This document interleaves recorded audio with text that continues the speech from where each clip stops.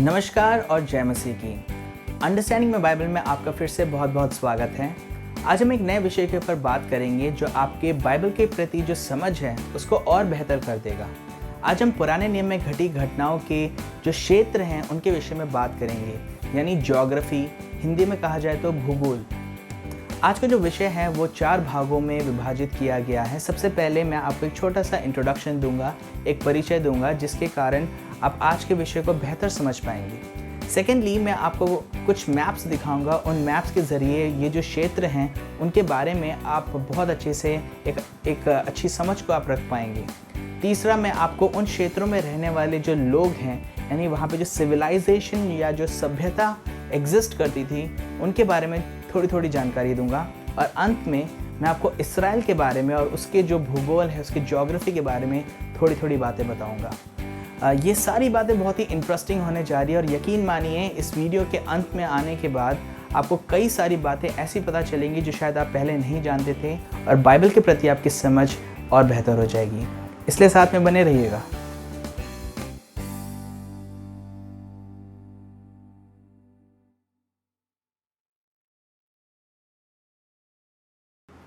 आप सभी को याद होगा कि पिछले वीडियो में मैंने आप सभी को बताया था कि बाइबल एक इतिहास के कहानी के रूप में है। अब इतिहास को मुमकिन होने के लिए 2 बातें बहुत ज़रूरी हैं। सबसे पहले टाइम, जिसको हिंदी में हम लोग समय बोलते हैं, और दूसरा है स्पेस, जिसको हिंदी में हम लोग जगह बोलते हैं। दूसरे शब्दों में कहा जाए तो इतिहास हमेशा किसी समय में हुआ है और एक पर्टिकुलर जगह में हुआ है। इन दोनों के बगैर ह्यूमन हिस्ट्री पॉसिबल ही नहीं है। और टाइम और स्पेस यानी समय और जो जगह है बहुत ज़रूरी है अगर हम बाइबल की बातों को सही रीति से समझना चाहते हैं तो। इसलिए आज हम टाइम और स्पेस में से स्पेस के बारे में यानी जगह के बारे में कुछ बातों को समझेंगे कि बाइबल की जो घटनाएं हैं वो किन किन क्षेत्रों के द्वारा प्रभावित हुई हैं। अब शुरू में जब आप इन बातों को सुनेंगे तो आपको लगेगा कि मैं क्या बोल रहा हूँ और क्यों बोल रहा हूँ, लेकिन मेरा यकीन मानिए जब आप इस वीडियो के अंत में आएंगे तो आपको सारी बातें समझ आएंगी और एक खूबसूरत बात आप सीखने जा रहे हैं। बाइबल की घटनाओं को समझने के लिए हमें पता होना चाहिए कि वर्ल्ड मैप में ये जगह कहाँ पाई जाती है। उसके लिए हमें ये भी पता होना चाहिए कि मिडिल ईस्ट किसको बोलते हैं। मिडिल ईस्ट को हिंदी में मध्यम पूर्वी देशों को बुलाते हैं। आप देख सकते हैं स्क्रीन में कि ये पूरे विश्व का मैप है। हमारा भारत देश यहाँ पर है जो कि एशिया महाद्वीप में है। जो हरे कलर की जगह आप देख रहे हैं वो मिडिल ईस्ट कहलाता है, यानी मध्यम पूर्वी देश यहाँ पाए जाते हैं और बाइबल की अधिकतर घटनाएं यहाँ से संबंधित हैं। वर्तमान में यानी आज के समय में मिडिल ईस्ट में अधिकतर एशिया के ही देश हैं, पर अफ्रीका महाद्वीप से इजिप्ट यानी मिस्र और यूरोप महाद्वीप से टर्की के कुछ भाग भी मिडिल ईस्ट में माने जाते हैं। इसलिए हम ऐसा समझ सकते हैं कि मिडिल ईस्ट एशिया, यूरोप और अफ्रीका का मीटिंग पॉइंट पर है, यानी जहां ये तीनों महाद्वीप मिलते हैं वो जगह मिडिल ईस्ट है।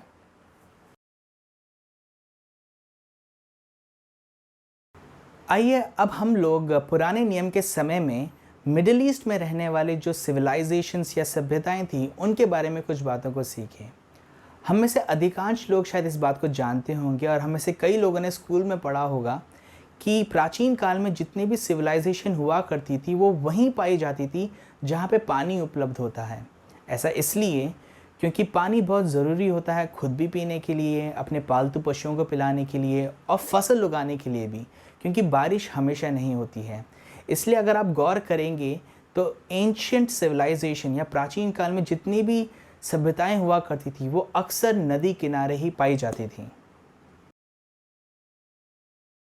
अब मिडिल ईस्ट की जो जगह है जो अभी अभी मैंने आपको मैप में दिखाया था, उस जगह में 2 विपरीत स्थानों में दुनिया की सबसे बड़ी और सबसे ताकतवर सभ्यताएं होती रही हैं। उसको समझाने के लिए मैं आपको एक दूसरा मैप दिखाता हूँ। इस मैप में आप देख सकते हैं कि यहाँ पर नाइल रिवर है जिसको हिंदी में नील नदी कहते हैं। नाइल रिवर दुनिया की सबसे लंबी नदी है जो इजिप्ट यानी मिस्र देश में से होकर जाती है। नील नदी इकलौती नदी है इस जगह पर, इसलिए ये नदी पूरे मिस्र के लिए यानी पूरे इजिप्ट के लिए बहुत अहमियत रखती थी और आज भी रखती है।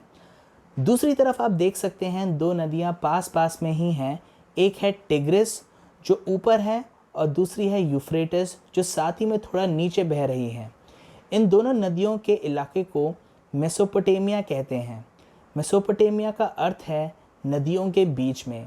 और ये जो आप बॉक्स देख रहे हैं यही वो जगह है जो परमेश्वर ने अपने चुने हुए लोगों को दिया है, जिसका नाम इस्राएल है, जो आज भी अस्तित्व में है। आपने शायद इस मैप में ध्यान दिया होगा कि इस मैप में एक हरे रंग का घुमावदार शेडिंग किया गया है। एक हरे रंग की पट्टी है जो ऊपर से जा रही है। इसको फर्टाइल क्रेसेंट कहते हैं। जैसे आपने मैप में देखा होगा वहाँ पे लिखा हुआ है फर्टाइल क्रेसेंट। फर्टाइल का मतलब होता है उपजाऊ भूमि और क्रेसेंट एक्चुअली इसको कहते हैं। ये जो चांद का आकार है इसको हम क्रेसेंट मून कहते हैं इसके आकार की वजह से। ऐसा ही घुमावदार आकार हरे रंग का आप मैप में देख सकते हैं जो ये दर्शाता है कि ये भूमि उपजाऊ भूमि है। और ये जो पूरा इलाका है नीचे ये पूरा रेगिस्तान है।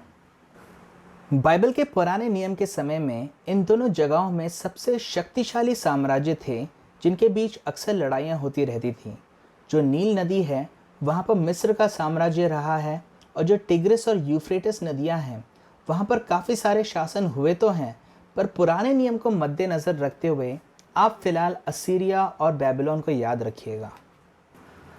असीरिया हिंदी बाइबल में अशूर के नाम से है और बेबीलोन हिंदी बाइबल में बेबीलोन के नाम से हैं किसी किसी ट्रांसलेशन पे, और किसी किसी ट्रांसलेशन में बेबीलोन को बाबुल भी कहा गया है। इसलिए जब आप बाइबल पढ़ेंगे तो इस बात को ध्यान में रखिएगा। ये सारी बातें मैंने आपको इसलिए बताई है ताकि मैं आपको दो बातें समझा सकूं। सबसे पहले तो ये कि ये जो दो सुपर पावर्स हैं, जो शक्तिशाली साम्राज्य हैं जिसके बारे में अभी हमने सुना, इनमें से कोई भी एक दूसरे के ऊपर जब हमला करता है तो उनका जो रास्ता है वो इस्राएल से होकर ही जाता है। क्योंकि आपने देखा होगा मैप में मैंने बताया कि वहाँ पे रेगिस्तान है बहुत बड़ा बीच में, इसलिए रेगिस्तान के अंदर से एक बहुत बड़े सेना को ले जाना मुमकिन नहीं है, क्योंकि सेना को पानी चाहिए होता है, भोजन चाहिए होता है और रेगिस्तान में चलना इतना आसान नहीं होता है।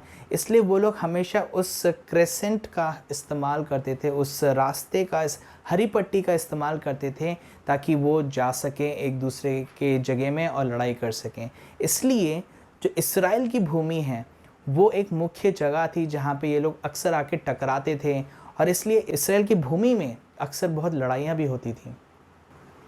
दूसरी बात जो मैं आपको बताना चाहता हूँ वो ये है कि ये जो फर्टाइल क्रेसेंट है, जो हरी पट्टी जो आपने मैप में देखी, इसके कारण और उस एरिया के जो ज्योग्राफिकल फीचर्स के कारण जो अंतर्राष्ट्रीय सड़कें हैं, जो यूरोप को अफ्रीका से, अफ्रीका को एशिया से और एशिया को यूरोप से जो कनेक्ट करती हैं सड़कें, वो सड़कें भी इस्राएल की भूमि में आकर ही मिला करती थीं। तो दूसरे शब्दों में कहा जाए तो इस्राएल की जो भूमि है वो उस समय की जो दुनिया थी उसका चौराहा था। स्पेसिफिकली अगर इस चौराहे को इस्राएल में देखना हो तो वो मेगिदो के पास है, जहाँ चारों ओर से सड़कें आकर मिलती थीं। मेगिदो इब्रानी भाषा में अरमैगडोन है, जो महायुद्ध को दर्शाता है, क्योंकि मेगिदो में बहुत लड़ाइयाँ हुई हैं। मेगिदो से 20 किलोमीटर दूर ही है नाजरत, जहाँ यीशु मसीह ने अपना बचपन और अपनी जवानी गुजारा है। इसलिए यीशु मसीह ने भी अपने बचपन से ही बहुत सारे विदेशियों को देखा होगा, क्योंकि पूरी दुनिया वहीं से होकर गुजरती थी।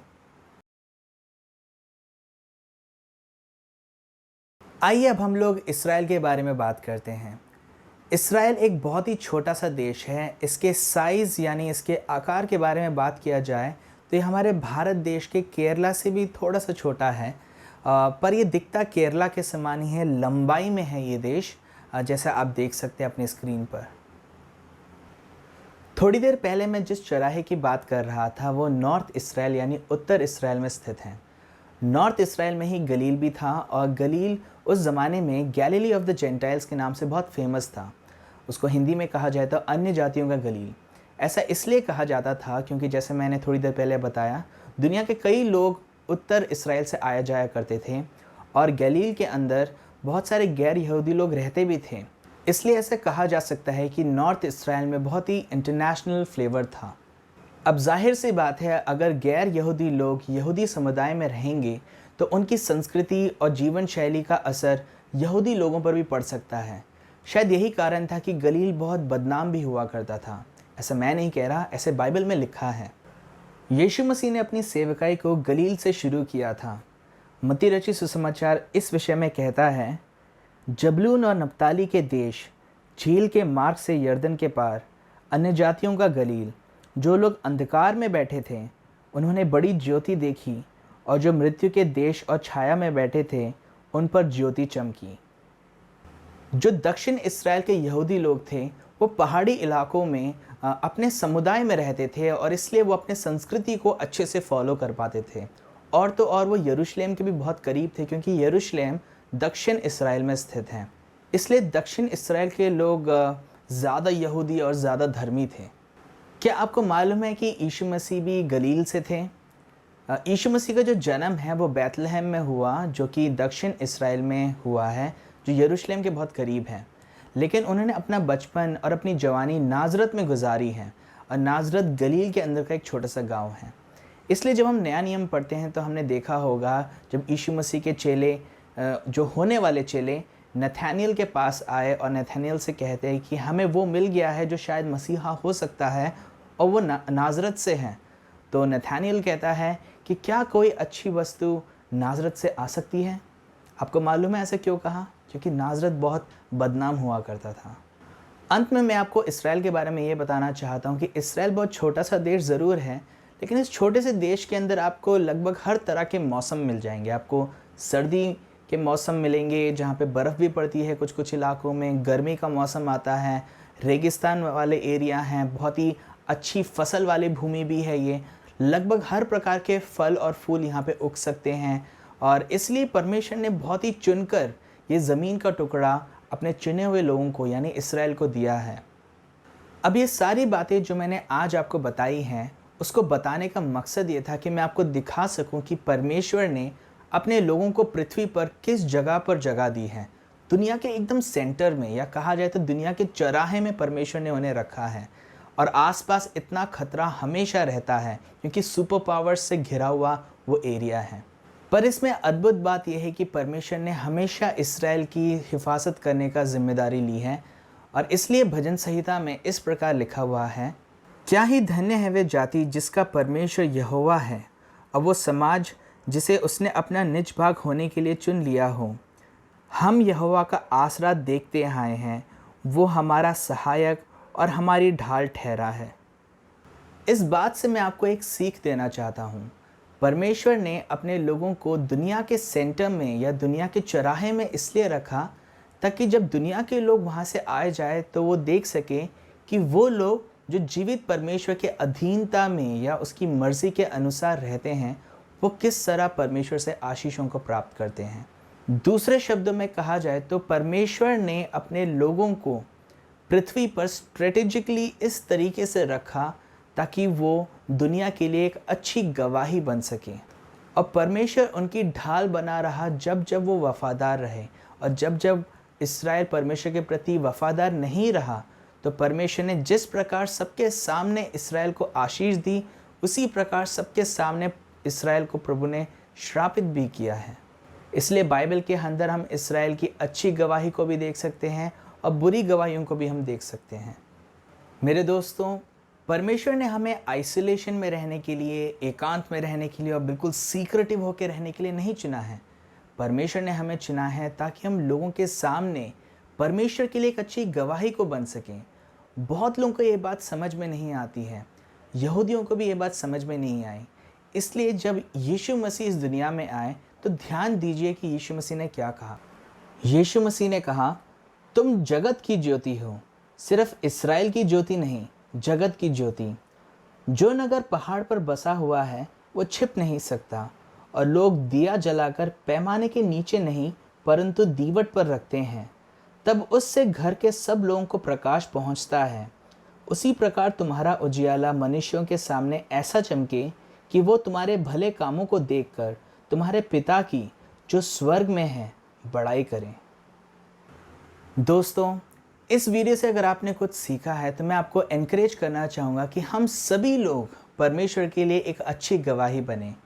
परमेश्वर ने हम सभी को भी पूरे पृथ्वी पर बहुत ही स्ट्रेटेजिकली प्लेस किया है ताकि हम उसकी अच्छी गवाही बन सकें। हम में से कुछ लोग हो सकते हैं जो शायद गांव में हो, हम में से कुछ लोग होंगे जो शायद शहर में हो, कुछ लोग शायद भारत में होंगे, कुछ लोग शायद विदेश में होंगे, लेकिन हम सभी को परमेश्वर ने इसलिए रखा है इन जगहों में ताकि हम उसके लिए एक अच्छी गवाही बन सके, ताकि जब दूसरे लोग हमें देखें तो प्रभु यीशु मसीह की उपस्थिति हमारे जीवन में देख सकें।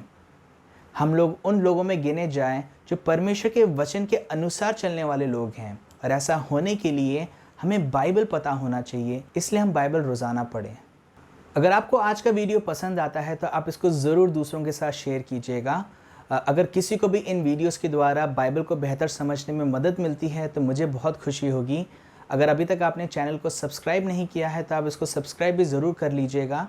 कोई भी अगर फीडबैक आप देना चाहें तो आप YouTube के कमेंट सेक्शन में नीचे लिख सकते हैं। अगर आपके फीडबैक्स लंबे होने जा रहे हैं तो आप मुझे ईमेल भी कर सकते हैं इस ईमेल एड्रेस पे, जो डिस्क्रिप्शन बॉक्स में भी मैं मेंशन कर दूंगा, और मैं पूरी कोशिश करूंगा कि आपके सारे कमेंट्स और ईमेल्स को रिस्पॉन्ड करूं। मेरे साथ एंड तक बने रहने के लिए बहुत बहुत धन्यवाद। प्रभु आपको आशीष दे। नमस्कार और जय मसीह की।